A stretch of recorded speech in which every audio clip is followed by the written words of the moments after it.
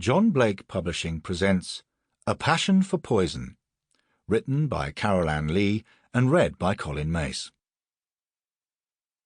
The whole story is too terrible. You'll be disgusted and amazed. Graham Young, Police Interview Notes, 1972. Introduction. A Short History of Poison. It's November 1971, the turning to ash of an already grey year. Hostilities in Northern Ireland are still on the rise. Decimalisation means older people are asking, "What's that in real money?" every time a transaction is made. President Nixon watches as 500,000 people march on Washington, D.C. to protest against the war in Vietnam. Ultra-violent films, Straw Dogs and A Clockwork Orange, pack the cinemas.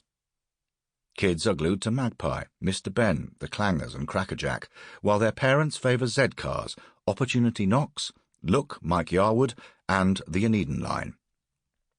And glam rock makes its shimmering, androgynous debut on top of the pops in the form of Mark Bolan, all bombast, boots and feather boas. Even in a dull year, the arrest of a Hertfordshire storeman called Graham Young seems unlikely to make much of an impact on British history.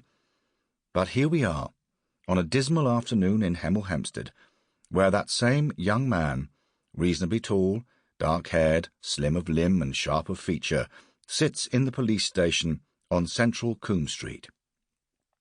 Cigarette hooked between his nicotine-stained thumb and forefinger, he asks the detective sitting opposite, "Do you know The Ballad of Reading Gaol, Superintendent?"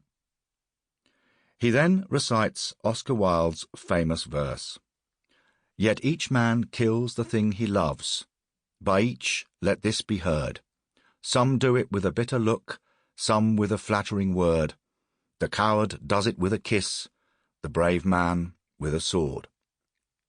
He pauses, then admits, "I suppose I could be said to kiss." We will find out in due course why the crimes of this unprepossessing young man effected change in several crucial aspects of our laws, forensic science, and institutions. But Graham Young's choice of words echo those of dramatist John Fletcher, whose comedic 1617 play, The Chances, is subtitled The Coward's Weapon, Poison. Murder by poisoning is the method most favoured by fiction writers for the killing of one character or more by another. Stealthy, arcane, and chillingly abstract in allowing the killer to be miles from the victim when the death blow is delivered. Poison is the ink that flows through many a crime writer's pen, a symbol of sin and treachery. And very often those stories are inspired by real-life murders, for poisoners are strangely unique among their homicidal peers, possessed of a macabre decadence that imbues their crimes with an eerie, inappropriate nostalgia. The history of poison is as old as time itself.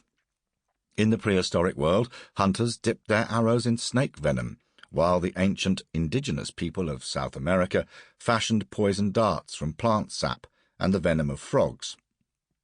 There are over 200,000 poisonous animals, including fish, spiders, bees, snails, and birds, whose feathers are toxic to the touch. The Greek word toxikon refers to poison arrows and has given us the words intoxicated, sickened by poison arrows, and toxin. These poison arrows appear in the works of Greek philosopher Aristotle, who refers to the nomadic Scythians and their weapons infused with a blend of decomposing blood, liquid waste, and fluid from rotting snakes, which could result in septicemia. Aristotle also mentions his fellow Greek philosopher Socrates, sentenced to death in 399 BCE for allegedly corrupting Athens' young people. Socrates chose poison as a form of execution and died among friends after imbibing hemlock, a plant said to have turned deadly after Jesus' blood was spilled upon it where it grew on the hillside of his crucifixion. Sample complete. Ready to continue?